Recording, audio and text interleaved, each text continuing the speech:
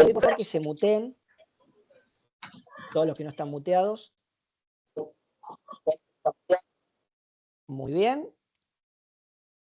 Vamos a dar oficialmente por iniciado la tercer cohorte de la diplomatura en inteligencia artificial aplicada a entornos digitales de gestión. Mi nombre es Diego Parrás, soy el coordinador de la diplomatura. Me acompañan la actuaria Diana Levitt. ¿Ya, Magíster? ¿Has defendido? Sí, noviembre, defiendo, ya me aprobaron la tesis. Perfecto. Casi, Magíster. Diana Levitt. Sebastián Rosales y en un ratito, si todavía no vino, va a venir Pablo Calelo, también actuario, Sebastián Rosales, licenciado en Administración. Como les estaba diciendo a las personas que estaban, para no ser redundante, lo voy a acotar, igualmente en la explicación que di, igualmente esta la vamos a dar a lo largo de toda la diplomatura.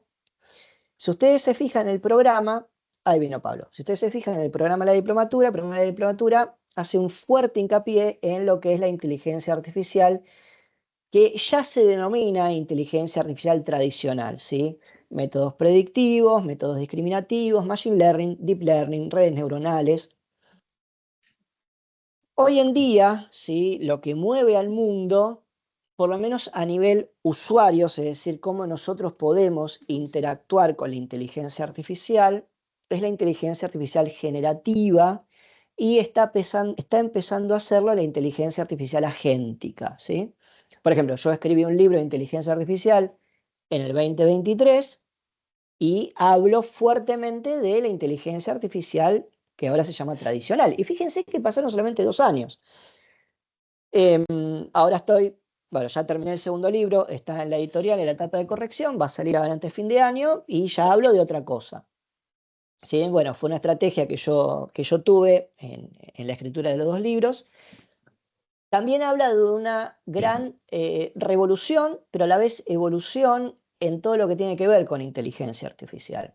Entonces, si bien la diplomatura tiene una fuerte impronta en el programa, ¿sí? En el programa escrito y aprobado de inteligencia artificial predictiva, ya llamada clásica, nosotros vamos a hacer un fuerte hincapié en lo que está pasando hoy en día y en la actualidad, ¿sí? Es decir, vamos a ver las últimas novedades, vamos a conocer herramientas nuevas en cada clase, vamos a conocer herramientas nuevas en cada clase. Pero también vamos a contar una historia, ¿sí? Vamos a contar una historia que arranca allá por el año 1956, en donde eso nos va a permitir a nosotros poder, sobre todo, entender cómo se vinieron suscitando históricamente estos cambios y cómo los últimos, te diría, 3 años fueron una locura.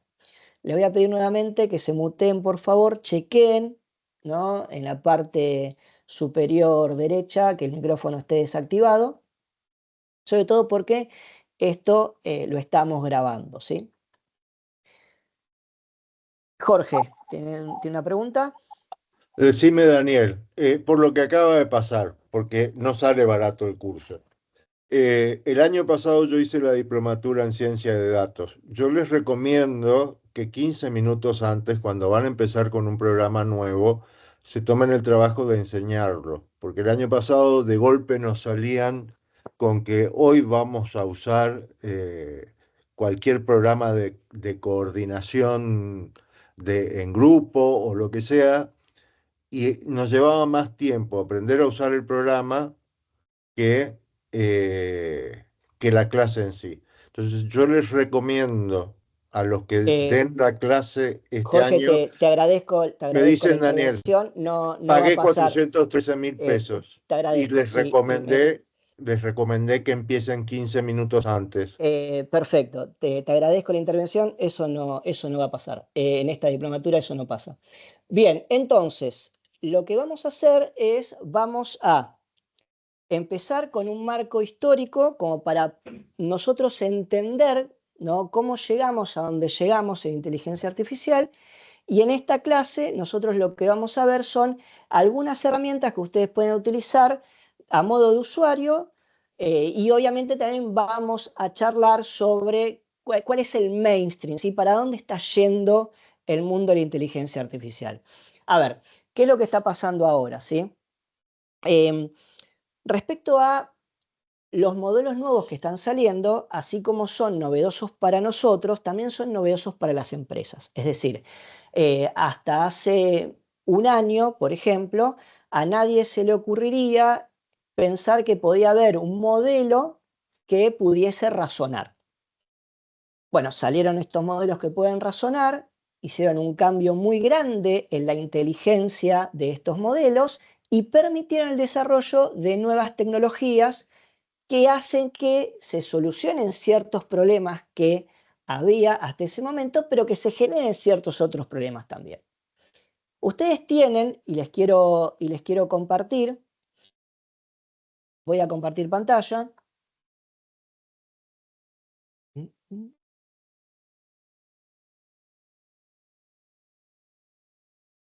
Perfecto. Y van a tener en el Teams, clase por clase, nosotros vamos a tener dos clases del módulo 1, ¿sí?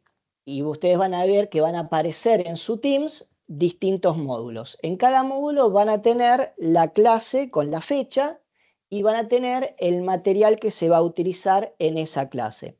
Si un material no se llega a utilizar en una clase particular, por ejemplo, en la clase que viene nosotros vamos a ver todo lo referente a Python y en esta clase no, bueno, eso se va a mantener en la clase correspondiente, pero también se va a pasar a la clase siguiente, ¿sí? Es decir, ustedes van a tener dinámicamente el contenido de cada clase en cada carpeta por separado. Después van a tener en el grupo general, que voy a hacer clic acá, en la sección archivos, en la parte grabaciones, las grabaciones en carpetas, ¿sí? Ahora se está grabando esta clase de ahora y cuando termine esta clase, tal vez mañana, van a tener ese archivo subido a la carpeta de la clase correspondiente. Así ustedes también pueden encontrarlo mucho más fácilmente. Con lo cual, en resumidas cuentas, en la carpeta general, en la carpeta recordings, van a tener cada carpeta por clase, donde van a tener las grabaciones. Nosotros vamos a tratar de que para la grabación no sea muy extensa, ir cortándolas en bloques y van a tener también el material, pero ese material va a ir en cada módulo, ¿sí? En la sección archivos. Y aprovechando eso, vamos a empezar, sin más dilación, a la parte de introducción a la inteligencia artificial. Discúlpame, tengo un problema. Yo vi archivos ayer y los descargué a los dos PDF de la clase. Sí, Pero ahora por algún motivo me está mostrando solamente el cronograma de clases y el recording. perfecto, porque estás en ¿Querés que otra te... carpeta, mira, ahora te muestro, estás en otra carpeta. Estás acá, en la parte general. Espera, Entonces, espera, cuando te espera. vas a la... Espera que me pase al chat. ¿Dónde estoy? Estás en la parte... Estoy compartiendo la pantalla, estás en la parte general, Sí, en la parte de archivos, vos estás viendo esto. eso sí. Records, tenés que ir a módulo 1, Ah, está, en la listo. parte de Chau, archivos. chau, chau, chau. Ya está. Gracias. No, por favor. Diego, Diego, agrego algo ahí porque suele pasar acá en Teams que a veces los módulos los oculta. Eh, si querés lo podés ocultar vos para mostrarles cómo sale, porque pasa bastante seguido con el botón y es simplemente desocultarlo, pero a veces se van recargando Ustedes, en la parte de abajo. sí, como bien dice Sebastián, ustedes puede ser que les pase que les aparezca canales ocultos. Ustedes van a tener por cada módulo un canal. Si ustedes no ven el módulo, bueno, vayan a hacer clic a la parte de canales ocultos y van a mostrar canal, ¿sí? Pero bueno, nosotros cuando creamos los canales, lo que hacemos es hacer clic en una opción que es, bueno, recomendar que todos tengan el canal. Perfecto. Dicho esto, vamos a empezar. La historia de la inteligencia artificial está muy emparentada con la historia de la computación. nacieron más o menos en la misma década, ¿sí? Algunos años de diferencia, pero no demasiados. Estrictamente hablando, hay un paper, cuando yo hablo de paper seminal, ¿sí? Lo que estoy hablando es esos papers que disparan temas que antes no se tocaban y que permiten el desarrollo de otros. Tal vez esos papers no fueron los más conocidos, pero sí son los que generaron, ¿sí?, una duda en algún ser humano, escribe sobre un tema y sobre ese tema se monta todo un corpus de conocimiento. En el año 1943, dos doctores que pertenecían al departamento de psiquiatría, fíjense, no estamos hablando de algo llamado inteligencia artificial y no estamos hablando de computación, estamos hablando de doctores del departamento de psiquiatría, específicamente del Instituto de Neuropsiquiatría de la Universidad de Chicago. Tomaron un modelo o desarrollaron un modelo en donde decían, bueno, a partir de funciones matemáticas nosotros podemos imitar o intentamos imitar el funcionamiento de las neuronas. Todos estos papers, para los que los interesen, no es que nosotros vamos a trabajar 3 horas sobre un paper, eso sería alejarnos demasiado de la realidad. Todos estos papers son descargables de Internet, son accesibles en Internet, y si a alguno en particular les interesa tenerlo, nos los piden porque nosotros vamos a tener abierto la comunicación, ¿no?, entre martes y martes. El Teams tiene un chat en donde a los que les interesen pueden escribir por el canal general diciendo, este paper a mí me gustaría tenerlo, no lo encuentro en Internet, pero específicamente este que se llamaba un cálculo lógico de las ideas inmanentes en la actividad neuronal. Inmanente es lo contrario, es el antónimo a trascendente, ¿ok? Algo inmanente es algo propio, algo que trasciende es algo, bueno, que escapa a lo propio.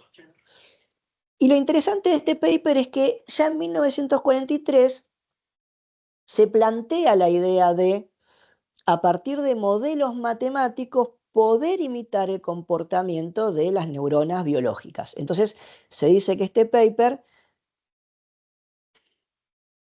es el paper seminal de todo el andamiaje que se desarrolla algunos años después.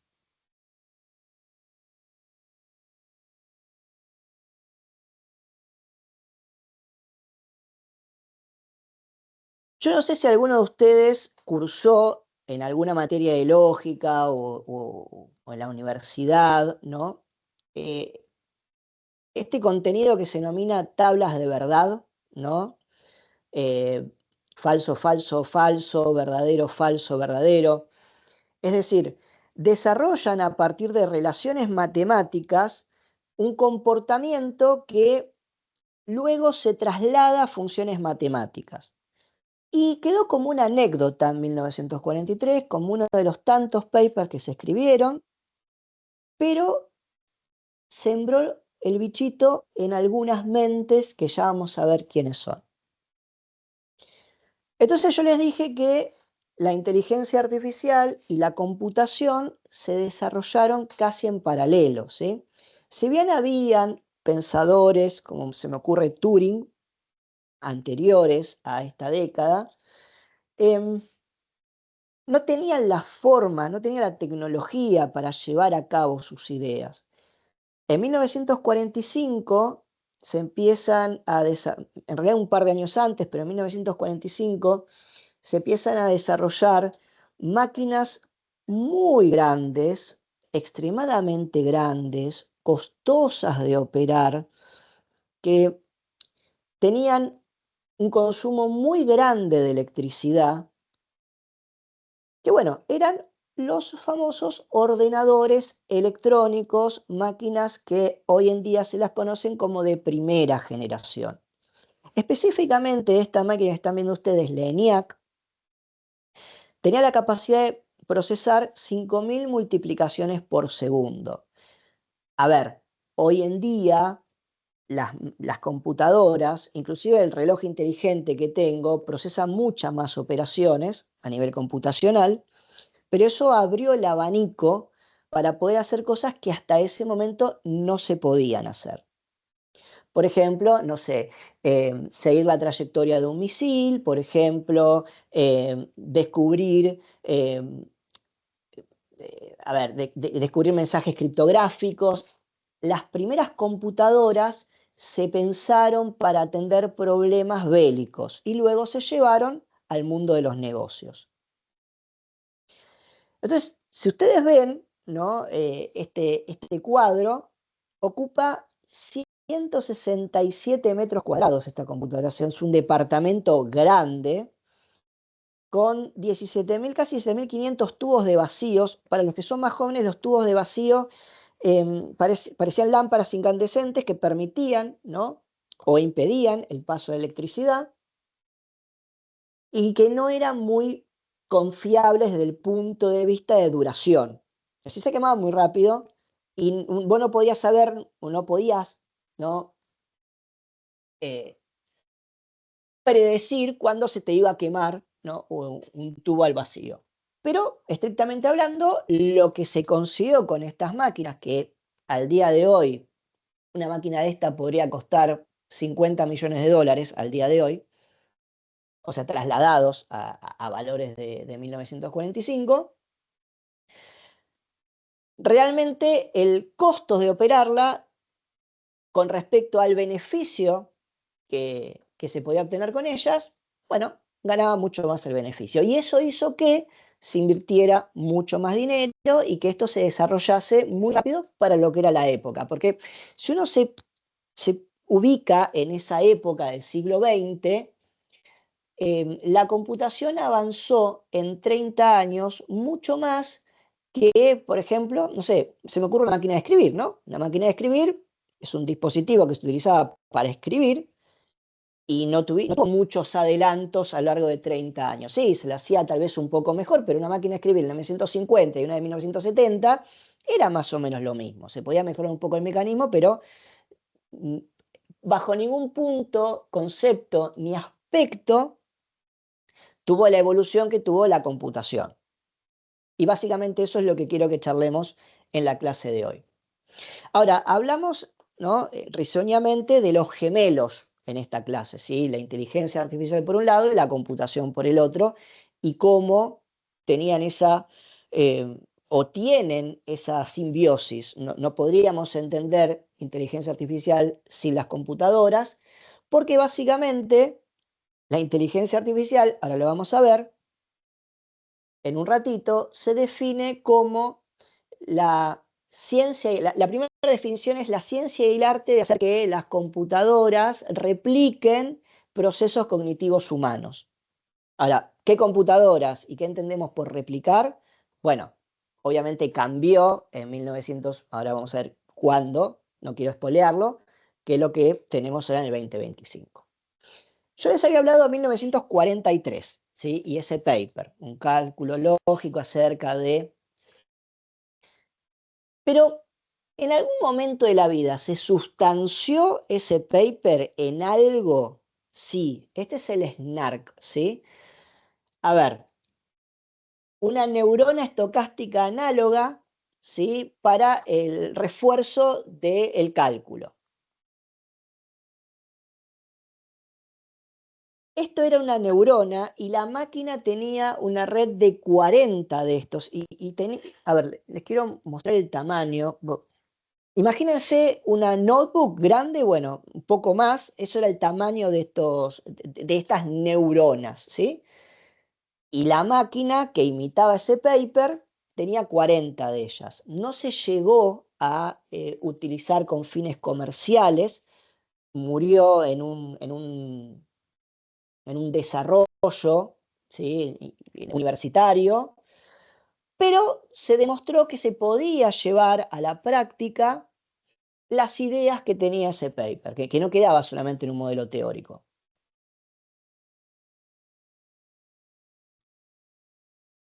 Entonces, seguimos avanzando y 9 años después del lanzamiento del ENIAC, aparece algo llamado el TRADIC, ¿sí? Una computadora digitalizada transistorizada.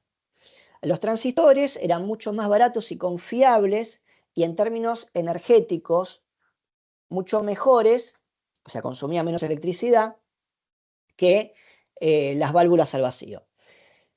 Esta computadora que ustedes ven, que sigue siendo grande, sigue siendo un monstruito, tiene un rendimiento similar a la que vimos antes, con un consumo energético mucho menor y con una complejidad de operación mucho menor. Ya no era una sala de computadoras que tenían que ser comandada por 15 personas. Con 2, 3 personas ya se podía operar con un rendimiento similar, con un consumo eléctrico mucho menor y con, sobre todo, una confiabilidad mucho mayor, ¿sí? Era mucho más estable. Eso hizo que pudiese llevarse la computación al ámbito empresarial.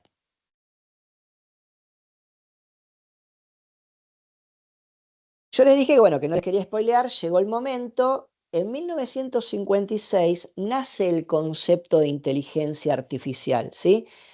Se hizo una convención más o menos por julio del año 1956 en la escuela de Dartmouth, que en un principio iba a durar 1 o 2 semanas, terminó durando casi todo el verano, y ahí este grupo que ustedes ven acá empezaron, cada uno investigaba por su cuenta, ¿no?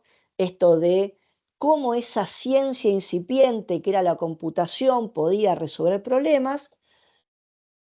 Crearon en su conjunto el corpus, la base de conocimiento para todo lo que se iba a investigar más adelante respecto a lo que ellos denominan inteligencia artificial, como aquella ciencia y arte que podía hacer que las máquinas replicaran, ¿no?, actividades cognitivas del ser humano. Bueno, acá les muestro lo que hoy en día son los próceres de la inteligencia artificial, pero básicamente esa convención, esa escuela de verano, y me quiero quedar con lo que dice acá, discutir la posibilidad de crear máquinas capaces de pensar y aprender como los seres humanos. De vuelta, es una cuestión de las máquinas que habían en 1950 comparada con las máquinas que tenemos ahora. El hecho de que un conjunto de personas, ¿sí?, en esa época, con las máquinas que tenían, pudieran siquiera plantearse la idea de que esas máquinas podían pensar o podían imitar el comportamiento de los seres humanos, los comportamientos cognitivos, ya era toda una revolución por sí misma.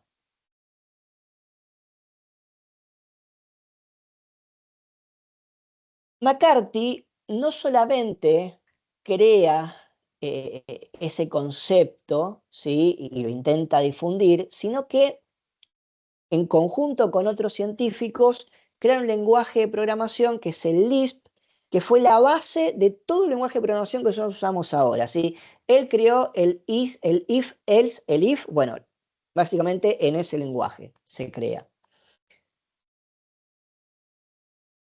Fíjense lo rápido, ¿no? Porque, bueno, yo estoy pasando las diapositivas, pero habíamos dicho que en 1945 tenemos esta considerada primera computadora, la ENIAC. Ya en 1957 teníamos computadoras que eran mucho más pequeñas, por así decirlo, mucho más pequeñas, por así decirlo, pero que eran mucho más poderosas y que ya estaban en condiciones las universidades y las grandes empresas de adquirirlas. Ya dejaban de ser máquinas experimentales para pasar a ser máquinas comerciales. En 1957 y 58, ¿sí?, 1957 y 58, se crea el concepto de perceptrón, que nosotros lo vamos a ver más adelante, el concepto de neurona artificial, ¿sí?, que es la base, una base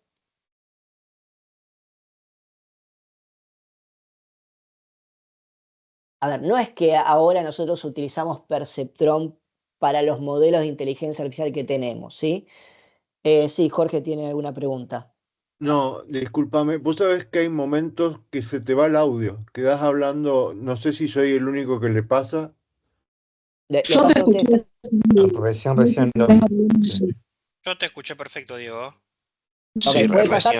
recién hubo una Sí, pérdida de yo audio, también te sí. escuché perfecto. Yo Bien. recién sí, pero antes venía bárbaro. Antes. Ok, No, ustedes sí, avísenme, ¿sí? hubo una pequeña pérdida ahora y hace 10 minutos, ponerle, pero es como que quedas hablando. Sí, de hecho yo intento, en la facultad a esta hora hay mucha gente y entonces puede pasar que haya alguna pequeña pérdida, pero igual siempre trato en lo posible de dar las clases desde casa, que tengo una mejor conexión a internet, ¿sí? Pero cualquier cosa ustedes díganme y les repito, ¿sí? Eso no hay ningún problema. Bueno, este paper también es otro paper similar, perdón, seminal, en donde se define el concepto de neurona artificial imitando una neurona biológica, ¿sí? Es decir, se intenta llevar ya no solamente un modelo matemático, sino un modelo con aplicabilidad. De hecho, se aplica en este tipo de computadoras para cuestiones entendibles para un ser humano. Por ejemplo, se utilizaba para el reconocimiento de imágenes simples, para el reconocimiento de patrones simples, pero eso hizo que, sobre todo, las grandes universidades y los gobiernos empezaran a pensar que la inteligencia artificial era algo posible con las máquinas que se tenían entonces y empezaron a poner mucha plata en financiamiento, mucha plata en lo que era una ciencia nueva como era la computación y un campo dentro de la computación como era la inteligencia artificial. Y eso duró aproximadamente 10 años. Entonces, el perceptrón, cuando nosotros lo veamos, va a ser una línea de código en un cuaderno, que ni siquiera la vamos a tener, un cuaderno Colab. Para los que hicieron la diplomatura en datos, creo que vieron Colab, y si no, no importa, lo vamos a ver. Una cuestión importante, sí, que viene, acordate de lo que decía Daniel. Nosotros no vamos a utilizar programas que se instalen, ¿sí? Nosotros vamos a utilizar todos servicios disponibles en la web y, por ejemplo, en la clase que viene vamos a usar el Google Colab y es básicamente un servicio que tiene Google donde nos olvidamos con la cuenta de Google y ya lo podemos utilizar. Entonces, nosotros intentamos justamente empezar de cero porque en este tipo de diplomaturas hay una heterogeneidad muy grande, tanto de conocimientos como de estudios. Entonces, lo que a una persona le puede parecer muy sencillo en Google Colab, a otra persona puede no haberlo nunca, no haberlo visto nunca. Entonces, preferimos no instalar programas en las computadoras, sino algo que sea sencillo de usar, a lo sumo 5 o 10 minutos para las personas que no están tan duchas, y ahí arrancamos, ¿sí? Habías levantado la mano, Daniel. Sí, soy un rompebola, pero No pasa nada. escúchame, eran todos programas web. El tema es que, es más, yo estoy registrado en todos y cada tanto me dice, señor, usted hace mucho que no entra, vuelva a entrar para no perder su cuenta. Pero te digo, son como 5, 6, 7 programas de cómo ir armando modelos, de Sí. seguir, de armar un esquema de trabajo. No te haces Nosotros, una idea. sí, nosotros vamos a intentar, y esto lo digo para todos, ¿sí? De que esto no sea expulsivo. A ver, nosotros nos podríamos poner, si quisiéramos, bastante elitista respecto a la transmisión de conocimiento, pero eso alejaría, ¿no?, a las personas que básicamente quieren aprender qué es esto de la inteligencia artificial para usarlas y aplicarlas. Y lo que conseguiríamos desde el punto de vista docentes es lo contrario a lo que tiene que hacer un docente. No acercaríamos la herramienta, sino que alejaríamos a la persona de la herramienta. Entonces se frustraría. Y va a pasar, y puede pasar, y es hasta loable, que en algún momento ustedes se frustren con algún conocimiento que no lleguen a incorporar, ¿sí? Para eso tenemos el chat durante la semana, mántenos a preguntas, bienvenidos sean, porque bueno, básicamente puede pasar que a alguno le resulte mucho más sencillo entender y a otra persona no tanto, ¿sí? Estamos en el año 1960, el perceptrón es del año 58. Esto que ven acá ustedes es la Mark 1, ¿sí? Una computadora que tenía sensores ópticos. Esta cámara que ustedes ven, que parece la de los fotógrafos viejos, era el sensor óptico, y tenía, ¿no?, su unidad de procesamiento, que era todo esto, y el ajuste, ¿no?, propio de la neurona se hacía moviendo cables. Eso generaba un problema, que ¿cuál era? Había cosas que esta neurona podía resolver y había cosas que no podían resolver. Ya lo vamos a ver en clase siguiente, ¿sí? Y la solución que se encuentra, ahora lo vamos a ver en un ratito, en un par de slides más adelante, pero se los adelanto, eran, bueno, vos necesitas para resolver ciertos problemas que una sola neurona no puede resolver, hacer interactuar 3, 4, 5 neuronas. Imagínense hacer interactuar 3, 4, 5 de estos bichos que valían millones de dólares. Era prohibitivo. Entonces, muchas soluciones que se planteaban por aquellas épocas, recién después de la década del 80, y vamos a ver por qué, se pudieron atender. Entonces vamos a una lucha de enfoques. En 1956 había dos grandes grupos que pensaban el desarrollo de la inteligencia artificial por caminos medios paralelos por separados, ¿sí? Uno que decía, mira, la inteligencia artificial se tiene que dar a partir de reglas, ¿sí? El ser humano tiene que gestionar ciertas reglas, tiene que gestionar ciertas hipótesis a partir de información que se introduce en el sistema tiene que hacer una síntesis y a partir de esa síntesis, una máquina inductiva tiene que poder generalizar. Tiene que poder generalizar. Duró poco, ¿sí? Duró, a ver, eso se conoce como Old Fashioned Artificial Intelligence. Duró aproximadamente 10, 15 años, ¿sí?, el desarrollo de esa teoría, ¿no?, la inteligencia artificial logicista. Pero la que terminó ganando fue el otro tipo de inteligencia artificial, que es la inteligencia artificial neuronal, que está basada en entrenar con muchos datos un sistema informático para a partir de esa ingente cantidad de datos se pudiesen extraer ciertas características, ¿no?, y con esas características hacer un análisis puntual en castellano. Supónganse que yo quiero que un sistema informático vea una foto y diga, ¿es un perro o es un gato?, ¿no? ¿Cómo trabajaría este tipo de inteligencia artificial? Le diría, bueno, los perros tienen orejas largas y tienen hocico y tienen todas las características que ustedes se puedan imaginar de un perro, ¿no? Si vos ves una imagen con esas características, tenés que decir que es un perro. O sea, el ser humano, ¿no?, le da a la computadora o al sistema informático cierta cantidad de información basadas en reglas para que la máquina, a partir de esa información, pueda generalizar, expande esa información y vos le mostrás una foto y dice, bueno, es un perro. ¿Pero por qué es un perro? Porque mis reglas dicen que tiene esta característica, esta otra. Perfecto. ¿Cómo hace el otro tipo de inteligencia, la de abajo hacia arriba? Yo no te voy a dar una sola regla, te voy a dar fotos. Fotos de perros y fotos de gatos. Y te digo, todos estos son perros y todos estos son gatos. Vos,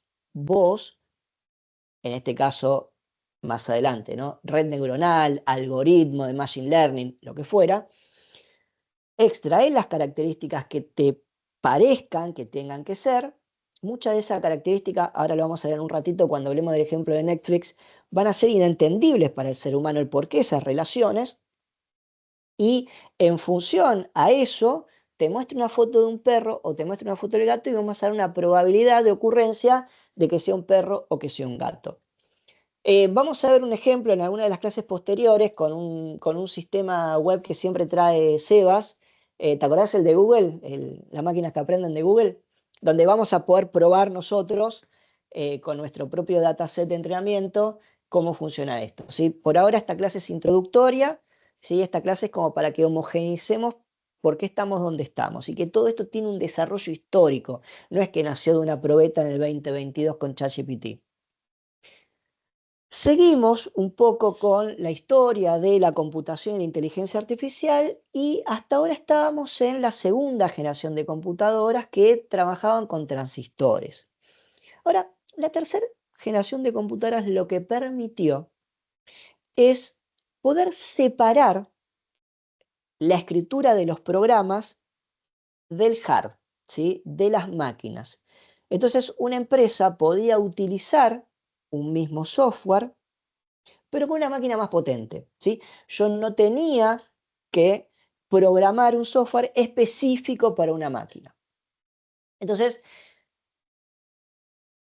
nace el concepto de, si quieren, mainframe, que hoy día siguen existiendo, lenguajes como COBOL, y acerca muchísimo más a la computadora o a la computación a los negocios, ¿sí? A las empresas.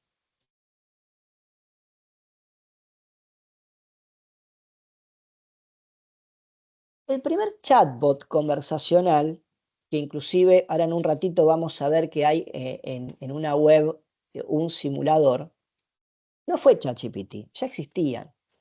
Pero lo interesante de todo esto es cómo el ingenio humano pudo hacer que a partir de un código de programación bastante sencillo, de hecho, los que manejen JavaScript, hay un repositorio en GitHub, si quieren en la semana escríbanme, yo se los paso, donde lo pueden bajar, en donde habían creado un sistema denominado ELISA que simulaba ser un terapista rogeriano, que lo que hacía era, a partir de ciertas reglas que se le ponían, y una serie de preguntas y una programación muy elegante, hacerte creer que estabas hablando con un terapeuta.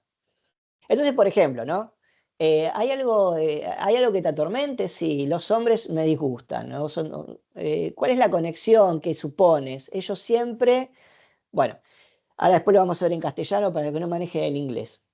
Entonces, muchas personas que utilizaron este sistema pensaron que estaban hablando con se había hecho una prueba ciega en donde se decía, bueno, hay una persona escribiendo una terminal en otra habitación y vos no la podés ver.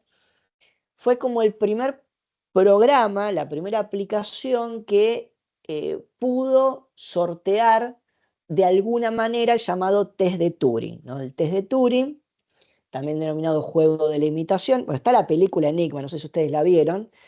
El juego de la imitación, de Imitation Game, era un juego que se jugaba sobre todo en el siglo XIX en Inglaterra, en donde con una serie de preguntas vos tenías que adivinar si estabas hablando con un hombre o con una mujer. Bueno, Alan Turing lo lleva a que una máquina puede pasar el test de Turing si te puede convencer de que es un ser humano y que no es una máquina. Algo que, bueno, hoy en día nos parece hasta trivial ese desafío, pero en su tiempo, en la década del 60, se empezó a conseguir esos atisbos, pero ya les digo, basándose en este tipo de enfoque que hoy en día está pasado de moda, ¿sí? Bueno, arranca el lío, chicos. En 1969, este fue el primer libro, año 2009, un profesor de estadística, del cual soy el ayudante, me dice, si vos querés aprender regresión, no hagas cálculos en papel, aprende redes neuronales. Y me regala este libro, ¿no? En físico, no tiene traducción en inglés, se puede descargar de internet, que se llama Perceptrons, en donde cuenta que esta neurona artificial que entusiasmaba y que generaba que los y las universidades dediquen muchos recursos económicos, y no solamente económicos, sino humanos, a la investigación de inteligencia artificial, digan, ok, me parece que no es tan apasionante este tema de las neuronas artificiales, porque explican y fundamentan matemáticamente que había problemas computacionales. A ver, no me quiero poner muy técnicos para los que manejen un poco más, sí, igual esto lo vamos a ver en la clase posterior. Te podía manejar el i, te podía manejar el o, te podía manejar el not, pero no te podía manejar el o exclusivo, ¿no? Y eso en términos computacionales era un problema, ¿sí? No podía manejar problemas de separación no lineal. Y voy a terminar ahí y lo vamos a abordar en alguna clase posterior. Y la solución que decían ellos era, bueno, ok, vamos a tener que unir dos o más perceptrones, lo que para aquella época, y voy a retroceder un par de slides, era económicamente poco redituable y físicamente casi imposible, porque cuando nosotros veamos, ¿sí?, cómo funciona una red neuronal, vamos a ver que la red neuronal en cada iteración va ajustando la relación entre las neuronas.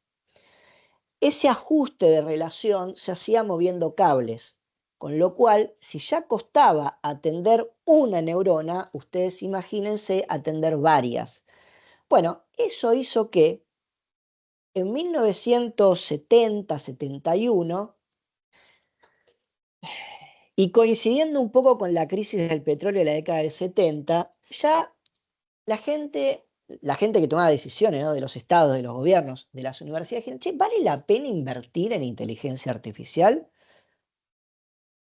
Bueno, Inglaterra, o Gran Bretaña mejor dicho, manda a hacer un informe en donde esta persona, basándose en ese libro que se escribió 4 años antes, que estaba excelentemente fundamentado, por qué el perceptrón, como estaba concebido por aquel entonces, con esa máquina gigante, no podía, ¿sí?, atender ciertos problemas que eran importantes atender en términos de cálculos matemáticos, etc. Ese informe, llamado Informe Lighthill, acabó, le puso como 4 clavos en el ataúd de la inversión en inteligencia artificial. Ahora bien, nosotros estamos hablando de dos gemelos, ¿sí? Si bien la década del 70 para la inteligencia artificial fue una década donde no hubo inversiones, o por lo menos las inversiones que había en las décadas anteriores, pasaron cosas muy importantes en el mundo de la computación que luego iban a afectar a la inteligencia artificial. Porque en 1971, una empresa llamada Intel crea el primer microchip, ¿sí? Era una placa de silicio a la cual se grababan miles y miles y miles de transistores. Con lo cual vos podías, ¿sí?, en un espacio volumétrico muy chiquitito, tener el poder de procesamiento de miles y miles y miles de transistores. Eso hizo que las computadoras sean más chicas y más baratas. Esta diplomatura se llama Inteligencia Artificial aplicada a entornos digitales de gestión, con lo cual vamos a ver mucho la relación que hay entre la tecnología, el abaratamiento del costo de la tecnología y qué terminó pasando después con ese abaratamiento. ¿Qué les parece a ustedes que sucedió? Si las computadoras hacían más económicas, ocupaban un menor tamaño y consumían menos electricidad. Las computadoras terminaron yendo a las oficinas, a las familias, a los pequeños laboratorios de investigación. Conclusión, una revolución. Y ahora vamos a ver cómo afecta a la inteligencia artificial. Pero me quiero quedar en este año, y el posterior son años muy importantes, porque en 1975 se crea Microsoft, pensado en la creación de software para microcomputadoras. O sea, uno habla de que hoy es disruptiva una empresa que se encarga de solucionar problemas con inteligencia artificial generativa. Imagínense para esa época lo que era pensar que una empresa se montaba sobre esta tecnología que había aparecido, porque el microcomputador apareció un año antes, se los presento, lo tienen acá. Y en 1976 nace otra empresa, esta ya más destinada a la creación de microcomputadoras, denominada Apple. Obviamente, Microsoft hoy en día no es esta y Apple hoy en día no es esta. Pero noten cómo la tecnología también genera oportunidades de creación de empresas que luego terminan tal vez siendo más grandes que empresas tradicionales. Bueno, pasó con Internet también, lo vamos a ver en un rato. Nosotros vamos a hacer un corte, nosotros empezamos a las 6, vamos a hacer un corte más o menos a las 7:30, va a ser un corte de 10 minutos para que ustedes se hagan un té, un café, para que no sea tan intenso, ¿no? 1977, algunos la recordarán, ¿no? Commodore, una empresa que nació, bueno, no existe más, pero nació pensando en acercar la computación a los hogares y a las escuelas, lanzan la Commodore PET, que fue como la primer computadora que se empezó a utilizar fuertemente en los colegios, ¿sí? Primarios y secundarios de Europa, y también Estados Unidos, pero me quiero quedar con Europa porque, bueno, era como el ámbito más natural para esta empresa. ¿Qué pasa si nosotros tenemos una tecnología que hace 10 años antes era propietaria solamente para las empresas, o sea, posible solamente para las empresas, que ahora es factible ser utilizada por las personas y que además la llevamos a los colegios, ¿no? Un boom. No, fue lo que sucedió y se terminó sustanciando en la década del 80, del 90, 2000. Lo que pasó en la década del 70 con la computación permitió que los problemas que se habían planteado en la década del 60 y que no eran solucionables con la tecnología de la década del 60 pudiesen atenderse. ¿Por qué? Porque había más personas, más científicos, más investigadores con capacidad de tener poder de cómputos que antes no tenían. Primero, porque el poder de cómputo era más grande y segundo, porque era mucho más barato. Yo me acuerdo, la primera computadora que vino acá la trajo Sadowski, era la Clementina, ¿sí? Fue a la Facultad de Exactas de la Universidad de Buenos Aires, y era un tipo, un modelo, no modelo de computadora, un modelo de uso de computación donde vos tenías que pagar por horas usos de computación, ¿sí? Es decir, vos si querías usar o tener acceso a poder de cómputo, vos tenías que pagar, no sé, 2 horas, 3 horas, 4 horas, un día, 2 días. Imagínense que ese modelo, esa forma de usar la computadora, a partir de la década del 70, ya dejó de tener sentido para el común de las personas. Vos tenías tu propia computadora, ¿sí? ¿Tienen alguna duda hasta acá? ¿Alguna consulta? Esperen que voy a poner el chat. Ya, perfecto. ¿Hasta acá vamos bien? ¿Se entiende? Es ¿Alguna duda? espectacular la clase. Sí, Bien. Ahora perfecto. te elogio, es genial. No hay Gracias. nada de lo que hayas dicho que supiera. En 1980, un profesor llamado Fukushima, ¿sí? Japonés él, dice, se le ocurre una genialidad, ¿no? Em, Che, las neuronas de los seres humanos no funcionan todas iguales. Y los seres humanos, cuando queremos reconocer un objeto, lo que hacemos es, subconscientemente, no importa, primero lo dividimos en partes más sencillas y luego reconstruimos, a partir de varias iteraciones, ese objeto en partes más complejas. Entonces, crea algo, un concepto llamado neocognitrón, y propone, ¿no?, el término visión por computadora a partir de capas jerárquicas. Si ustedes ven, este es un gráfico del mismo paper, propone que la computadora, a partir de algo que recién 9 años después se pudo conseguir, o sea, en términos de aplicación, ahora después del intervalo les voy a mostrar un videíto que está en YouTube. Dice, bueno, si una computadora quiere procesar una imagen, primero debería descomponerla en sus formas más simples. Entonces, miren esta letra O o este círculo, ¿no?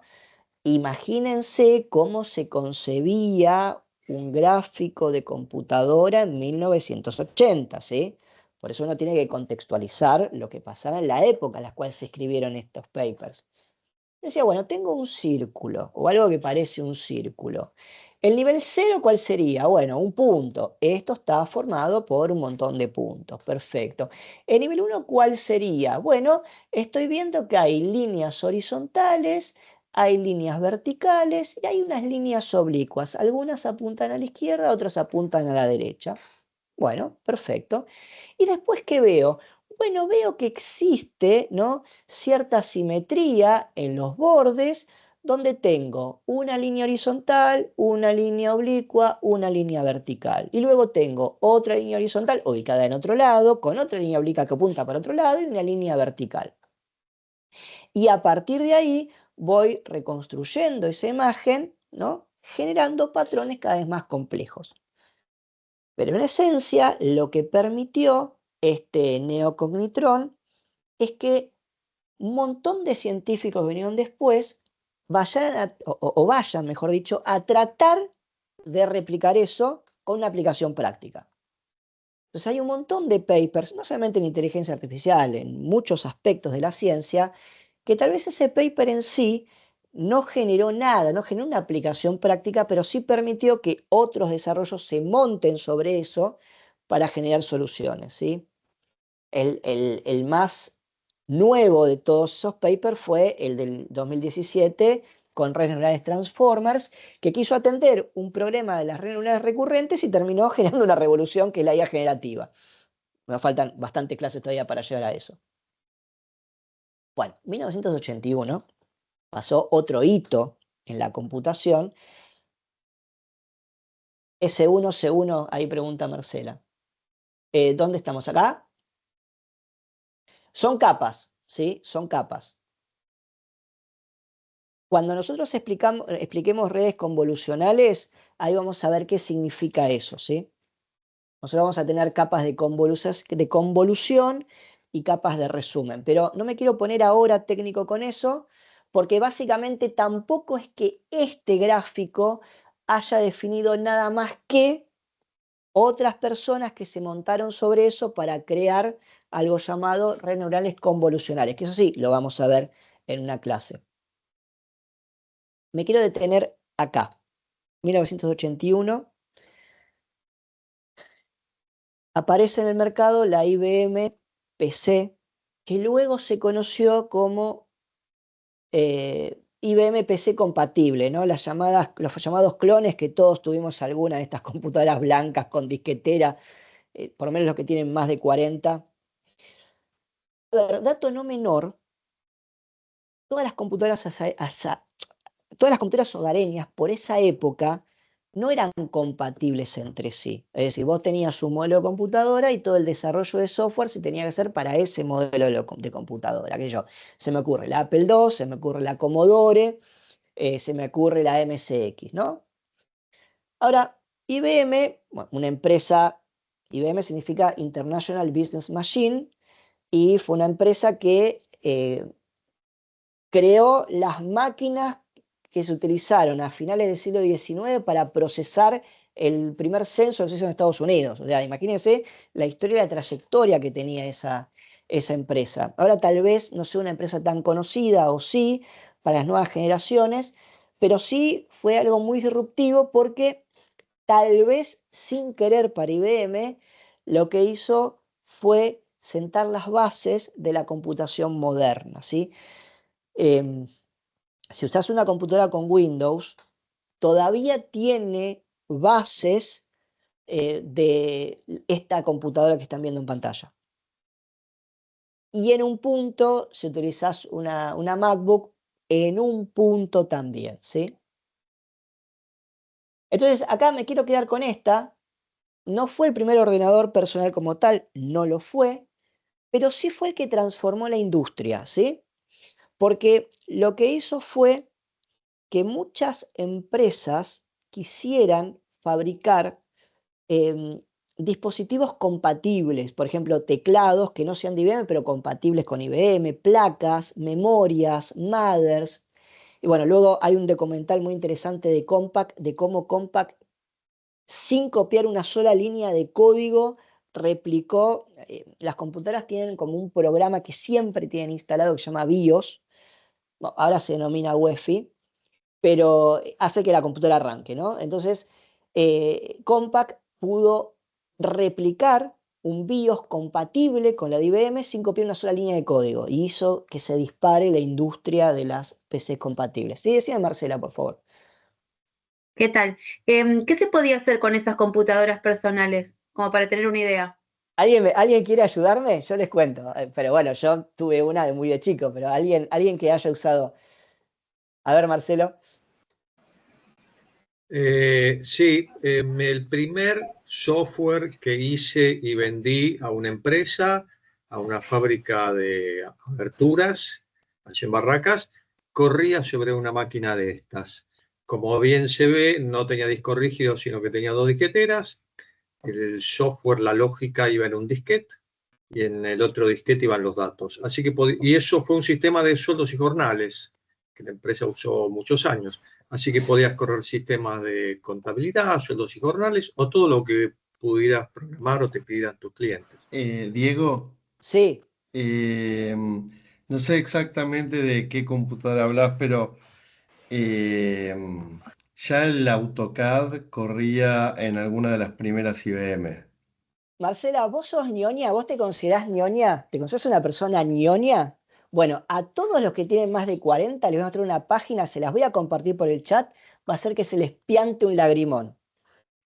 Esta es una página web, la que les estoy compartiendo, en donde pueden acceder a qué cosas se podían hacer con esa máquina. A ver, Marcela, vamos a ver qué podíamos hacer. Vamos a utilizar una planilla de cálculo, VisiCalc. Literal, lo pueden usar, anda. Miren, podía hacer esto. Este es un Excel. Obviamente, ¿no?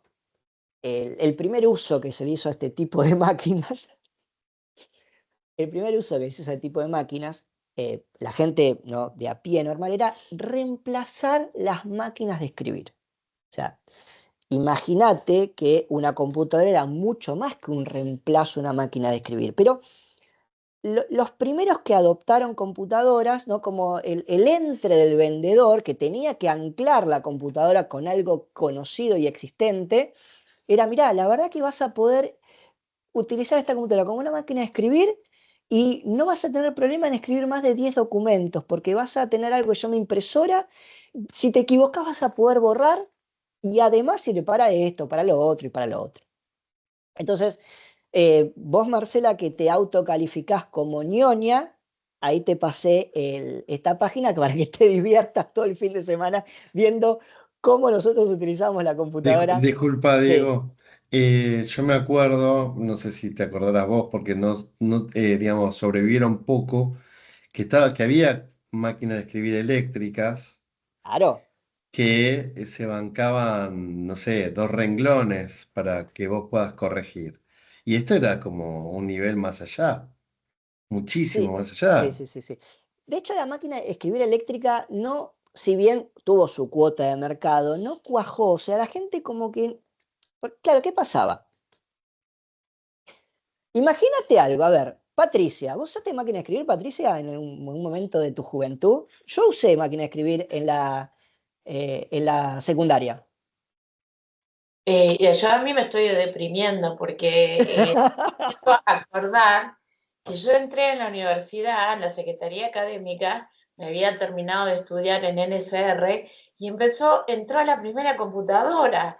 En ese momento estaba la Secretaría Académica y era el boom, yo era la dueña de esa computadora, que era con el Multimate, y me parece, hace años. Y Entonces, todos los asesores era el boom de que querían aprender. ahora, esto es interesante volviendo un poco a la máquina de escribir eléctrica, porque, a ver, yo me acuerdo cuando era chico, tengo 47 años y tengo buena memoria, las academias Pitman, ¿no? Vos querías ser si eras una chica, querías ser secretaria, había hombres que escribían a máquina de escribir, obviamente, pero como que el rol de secretaria era como algo muy encasillado para las mujeres, entonces vos, en paralelo a la secundaria, o cuando terminabas la secundaria, ibas a aprender a escribir máquina de escribir en la Academia Pitman. Entonces, el rol de secretaria, que sigue existiendo, requería el skills 30 palabras por minuto en máquina de escribir. Tenías que ser muy preciso cuando escribías por máquina de escribir, tener mucha fuerza en el dedo meñique. Es decir, era una habilidad que costaba el tiempo, costaba mucho tiempo conseguir. Entonces, las máquinas de escribir eléctricas vinieron a atentar contra ese skills. La gente que escribía máquina de escribir no aceptaba la máquina de escribir eléctrica porque básicamente venía a reemplazar algo que costaba mucho tiempo. Pero la computadora arrasó con todo. Les cuento algo. Acá en Argentina, yo mi primer trabajo fue repartiendo diarios. Les cuento esto porque fue algo que me quemó la cabeza. Año 94 había una empresa, una pyme, que tenía configurado, ¿no? Su oficina con máquinas de escribir y secretarias que escribían a máquinas de escribir, ¿no? Su operación no utilizaba computadoras, en el año 94, no utilizaba computadoras. Cierran un mes y abren al mes siguiente con muchísimo menos personal. Ya no había más máquinas de escribir y ahora había computadoras. Y me acuerdo que la oficina era mucho más silenciosa, o sea, vos entrabas a una oficina y escuchabas ruido de máquina de escribir, ¿no?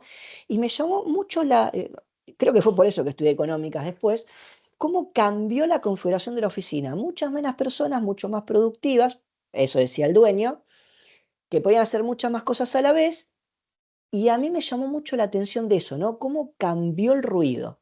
Obviamente las computadoras pues generaron su propio ecosistema y sus propios problemas. Pero bueno, Marcela, tenés para divertirte un montón respecto a qué hacían estos bichos y lo demás también, porque esta página tiene cosas deliciosas, ¿sí? Y así también le vamos a ir pasando algunas joyitas, algunas perlitas. Bueno, volvamos. 1986, si bien el algoritmo de retropropagación, Geoffrey Hilton sigue vivo. Él fue el que rescató un algoritmo de la década del 70 llamado retropropagación y encontró la manera de que se relacionen varias neuronas y que el poder de cómputo necesario para esa relación no sea... a ver, pasa que hablo de poder de cómputo de aquella época y hoy en día es trivial, ¿no? Lo puedo replicar con un teléfono celular, pero el poder de cómputo necesario para trabajar con una red neuronal no sea prohibitivo, que sea aplicable para los estándares de la época, ¿sí? Es decir, solucionan, Hilton y Williams, el problema que se había planteado en 1969, pero lo solucionan porque existía una computadora personal, porque existía, ¿no?, la tecnología para poder aplicar esa solución. La solución ya estaba en la década del 70, el algoritmo de retropropagación o backpropagation, pero no era aplicable, no se pudo aplicar hasta que no existieron las computadoras con el poder de cómputo de la década del 80 y con la facilidad de acceso de la década del 80.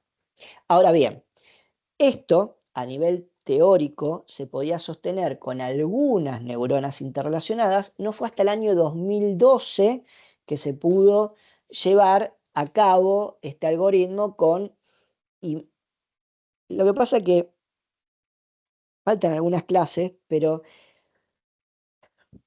hoy en día es una línea de Python en un servicio web. O sea, es correr una línea en un navegador, que ni siquiera tenés que programarse, la pedís a una IA. Y esto llevó muchos años, mucho esfuerzo, mucha inversión poder llegar. Cuando uno se pone en un ancla, ¿no?, el ancla de la actualidad, de las cosas que podemos hacer, y ve esto, dice, sí, está bien, lo leo como un slide más, pero yo me imagino en esa época, ¿no?, la alegría que tiene esta gente de poder decir, solucioné un problema que lleva casi 20 años que no se podía atender y lo pude hacer. Entonces, cuando nosotros vemos el desarrollo que tiene la inteligencia artificial en estos últimos 3 años, que se van generando y generando soluciones y cada vez más rápido, a un ritmo hiper vertiginoso, lo que yo intento es prospectar lo que va a pasar y todavía no entramos en la curva exponencial que se habla, ¿no? La curva exponencial de lo que va a ser la inteligencia artificial.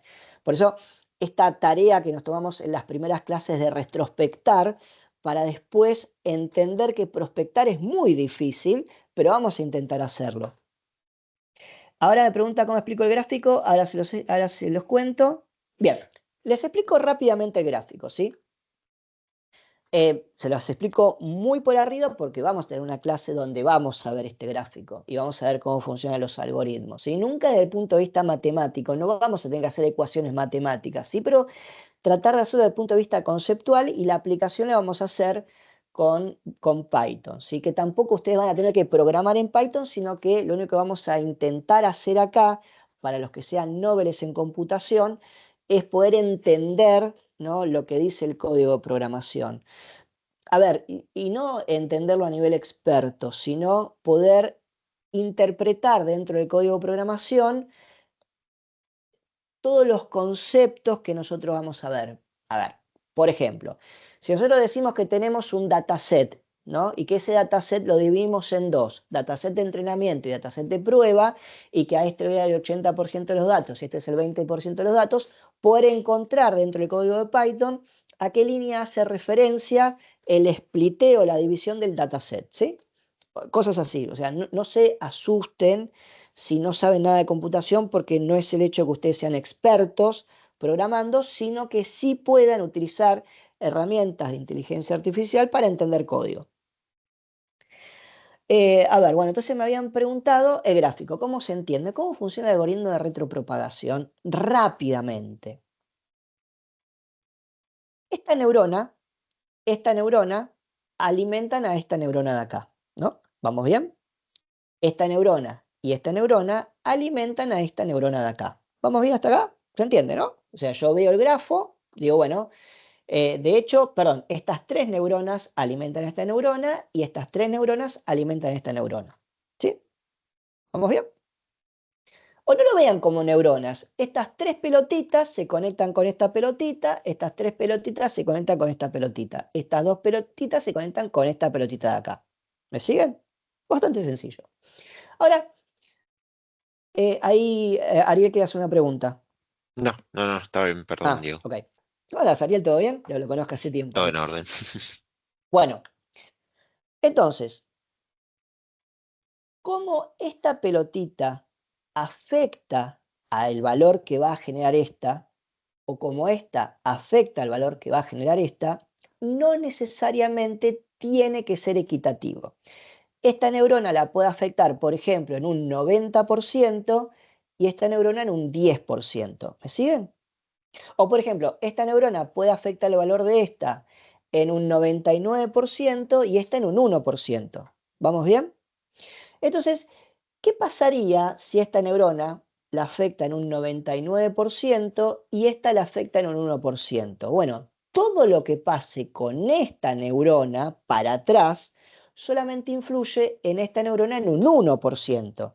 Entonces, un análisis, si bien no tan preciso, pero sí computacionalmente mucho más económico, es decir, voy a perder información, pero voy a ganar en no tener que necesitar tanto de poder de cómputo, sería solamente atender los pesos neuronales lo suficientemente contundente de adelante hacia atrás.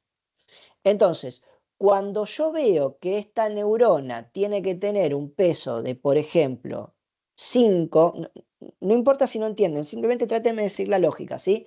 Cuando yo veo que esta neurona tiene que tener un peso de 5, no me importa todo lo que pase con esta parte, sí me va a importar lo que pase con esta otra. ¿Por qué? Porque esta, ¿qué hace? Afecta en un 99%. ¿Me siguen hasta ahí? Ahora me vengo acá. Yo toda esta parte la deseché, la desprecié. Me vengo acá. Estas dos neuronas afectan a esta neurona en un 95%, ¿ok? Esta también afecta a esta, pero en un 5%. ¿Qué hago? Me llevo puesto este análisis, no me interesa. Entonces analizo lo que pasa en esta neurona a partir de este camino y tal vez de estos dos caminos de acá. Es decir, hay un algoritmo que se llama descenso del gradiente, que lo vamos a ver en algunas clases, que lo que hace es va reconstruyendo el camino para llegar a una determinada neurona, desatendiendo aquellas neuronas que no aportan tanto. ¿Vamos bien? ¿Se entendió más o menos? Hasta ahí solamente me interesa que retengan, porque obviamente tiene alguna complejidad más.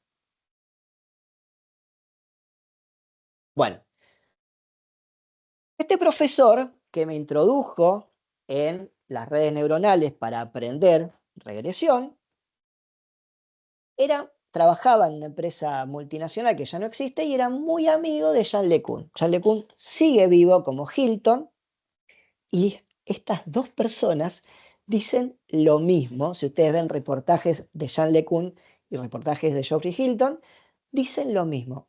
Ojo donde nos estamos metiendo con inteligencia artificial hoy en día, porque nos estamos metiendo en un ámbito en el cual no vamos a poder controlar, porque no vamos ni siquiera a poder entenderlo. Y cuando vos tenés una tecnología que no podés controlar y que no podés entender, bueno, hay muchas películas que tratan ese tema, llegás a un punto en el cual dejás de ser el dueño de la tecnología, o sea, como ser humano, ¿no? Tu mente deja de ser el dueño de esa tecnología porque no la puede controlar, porque no la puede entender. Pero bueno, más allá de eso, Jean LeCun, y ahora en un ratito voy a cortar acá la presentación, les muestro un videíto y hacemos la pausa. De hecho, lo voy a buscar ahora, se lo voy a mostrar. Vamos a poner acá en YouTube.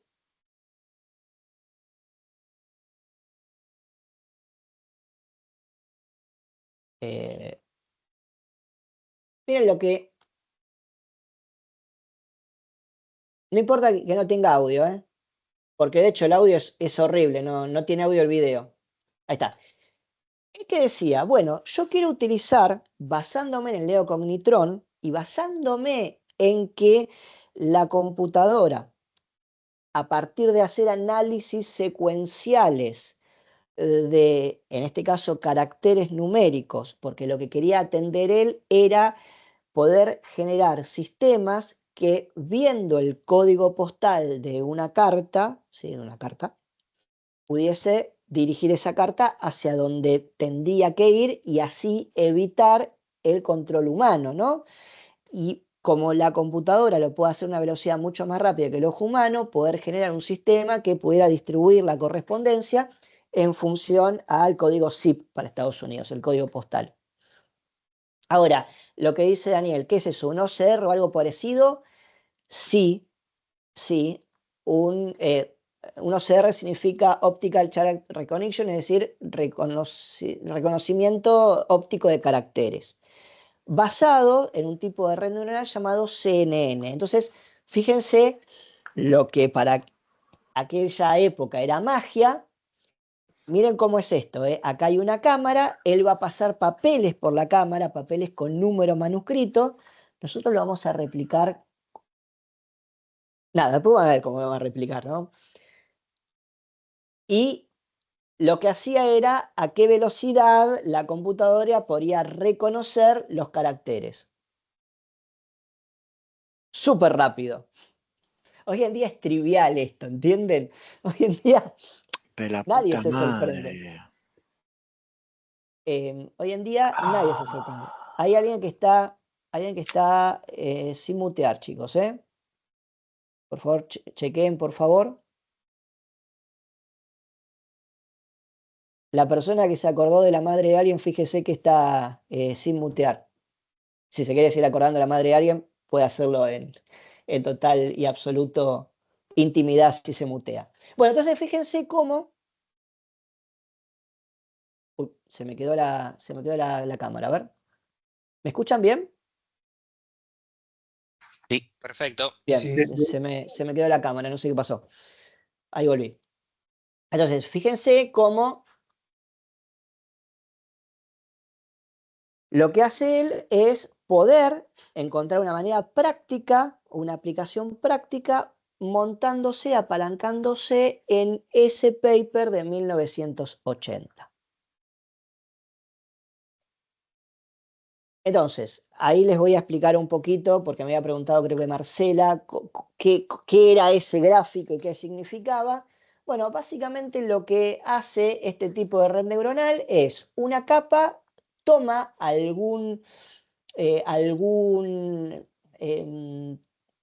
ver, alguna característica, ¿sí? Va tomando como, esperen que me falta la cámara, denme un segundito, a ver. Ahí está. Un tipo de red neuronal lo que hace es, toma una cámara, por ejemplo, imagínense mi imagen y dice, bueno, fondo blanco, por ejemplo, el borde, y otra imagen el borde, y otra imagen los contrastes, y otra imagen, no sé, alguna otra cosa. Y esto es el mapa de característica de imagen. La otra capa lo que hace es, bueno, ok, resume todo eso y hace esas imágenes más chiquitas. Otra capa más lo que hace es, bueno, toma esas imágenes más chiquitas, le quita píxeles a la imagen, y lo que hace es vuelve a encontrar características de esa imagen, que se van a suponer que son características más simples porque la imagen tiene menos información. Así sucesivamente, hasta llegar a un tipo de red neuronal que vamos a ver que se llama feedforward, y a partir de ahí poder encontrar la probabilidad de ocurrencia de un número. Vamos a tomarnos 10 minutitos y luego les voy a mostrar otro video para que vean cómo funciona este tipo de red neuronal a partir de visualizarlo, ¿sí? Y nos van a quedar, bueno, la mitad en donde ahora se va a acelerar un montón la cosa, porque estamos en el 89 y vamos a llegar hasta el 2020, creo. Porque nos quedan los 4 o 5 últimos años, que bueno, ahí es la aceleración total y absoluta. Bueno, nos vemos, si les parece, 19:45, ¿sí? Dale, perfecto.